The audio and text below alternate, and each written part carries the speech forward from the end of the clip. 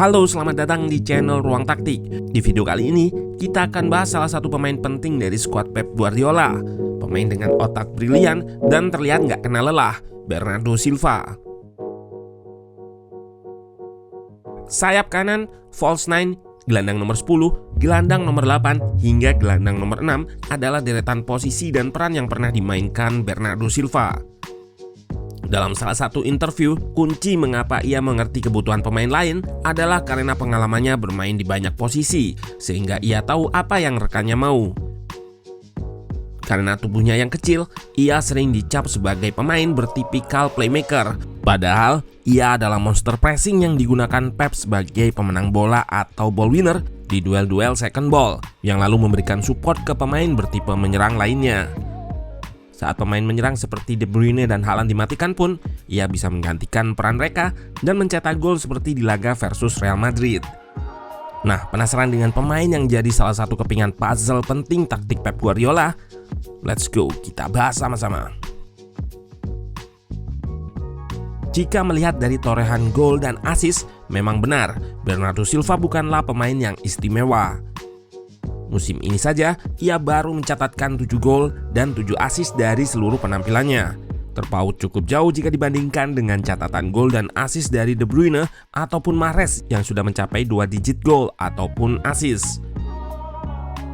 Namun, Bernardo memiliki keistimewaan lain yang membuat dirinya menjadi salah satu pemain yang diandalkan oleh Pep Guardiola.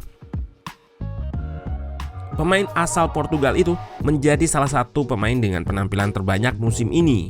52 kali penampilan, terbanyak kedua setelah Rodri dengan total 3.339 menit, terbanyak ketujuh.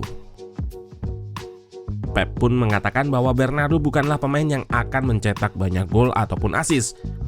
Namun ia adalah pemain dengan karakteristik unik yang bisa membantu tim untuk bermain lebih baik. Bernardo memiliki kemampuan yang sangat baik dalam mengontrol ritme permainan tim. Dengan kemampuan ini, ia akan tahu kapan harus bermain agresif dengan perpindahan bola yang cepat dan kapan harus bermain dengan tempo yang lambat. Yang mana keistimewaan dari Bernardo ini nggak bisa dilihat dari angka statistik. Dilihat dari playing style atau gaya permainnya, Bernardo Silva merupakan pemain yang gemar melakukan dribble. Progresif dribble atau menggiring bola ke depan melewati lini per lini lawan sering ia lakukan, menggunakan kemampuan close control dribble-nya.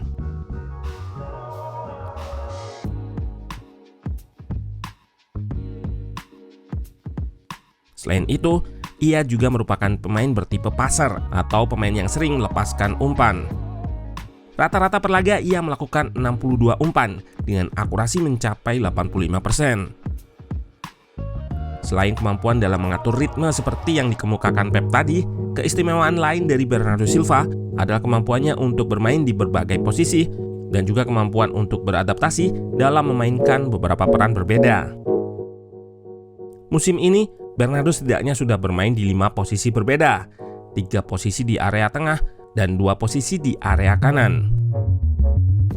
Hal ini pengaruh dari intelijensia atau kepintarannya yang sudah terlihat sejak di akademi. Menurut direktur teknisnya, ia diberikan permasalahan dalam latihan dan Bernardo memberikan 3 atau 4 solusi yang idealnya dijelaskan setelah berpikir 4-5 menit. Namun, Bernardo kecil menjelaskannya setelah berpikir 10 detik saja.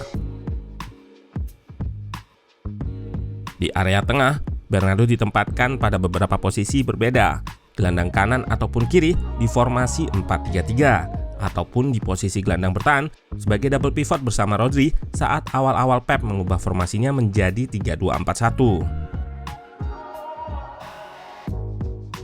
Di posisi lini tengah ini, ia memainkan beberapa role. Saat fase build up, Bernardo bisa drop atau bergerak turun, membantu bangun serangan City dengan kemampuan dribble dan passingnya tadi. Selain itu, di peran yang lebih ofensif atau menyerang, sebagai gelandang Bernardo akan memposisikan dirinya di area half space untuk bergerak mengekspos ruang di antara backline lawan ataupun melebar ke area sayap, melakukan rotasi posisi dengan winger. Peran ini seperti yang terlihat di laga versus MU. Dari area ini, ia beberapa kali melakukan pergerakan tanpa bola, menerobos masuk ke kotak penalti saat mendeteksi ada ruang kosong di area tersebut. Hal ini juga yang terlihat di golnya versus Newcastle, di mana ia bisa menyelinap masuk dan menerima trupas dari Kevin De Bruyne di kotak penalti. Baru-baru ini, setelah Pep menemukan pemain yang pas di posisi double pivot menemani Rodri menggunakan formasi 3-2-4-1 yaitu John Stone, Pep lebih sering memainkan Bernardo sebagai winger kanan. Dari 4 laga terakhir di UCL 2 leg melawan Bayern dan Madrid, Bernardo nggak tergantikan sebagai starter di posisi tersebut. Sebagai winger, Bernardo akan memposisikan dirinya melebar di koridor sayap. Di area tersebut, ia akan dijadikan target switch play atau ubah arah serangan dari sisi jauh. Positioningnya yang selalu melebar juga difungsikan untuk menarik fullback lawan, memperlebar jarak dengan center back, dan munculkan ruang untuk diekspos oleh gelandang City yang menempati half space kanan, De Bruyne. Set play ini cukup sering digunakan saat melawan Bayern dan Real Madrid. Selain itu, Bernardo juga bisa memaksimalkan kemampuan dribblenya dari area ini. Terlihat dari grafik berikut, ia kerap melakukan penetrasi masuk ke pertahanan lawan dengan melakukan dribble diagonal ataupun cut inside. Keistimewaan dari Bernardo saat melakukan dribble adalah ia memiliki footwork yang sangat baik. Dibarengi dengan kemampuan close control dribblingnya, Bernardo kerap merubah arah cukup ekstrim saat melewati lawan. Pemain berusia 28 tahun ini memang gemar melewati lawan dengan menggunakan skill yang dimilikinya. Rata-rata per laga ia melakukan 3,11 percobaan untuk melewati lawan. Di leg pertama versus Madrid, set play serangan dan dribble individu Bernardo bisa diredam. Namun di leg kedua, Pep menerapkan perubahan dengan menambahkan overload dan rotasi posisi guna membuka celah di pertahanan Real Madrid. Di momen ini terlihat pemahaman taktikal dari Bernardo. Ia bertukar posisi dengan Stones dan De Bruyne sehingga bisa lolos dengan berjalan kaki, nggak terdeteksi, menembus defense Madrid dan mencetak gol di leg kedua. Selain peran saat fase bangun serangan dan fase menyerang, Bernardo juga berperan banyak saat fase bertahan. Di sistem baru 3-2-4-1 Pep, Man City akan merubah shape-nya menjadi 4-4-2 saat bertahan, yang artinya Bernardo diharuskan untuk turun ke lini tengah mengcover area kanan pertahanan Man City. Ia selalu terlihat rajin track back atau turun menutup pemain lawan di area kanan pertahanan.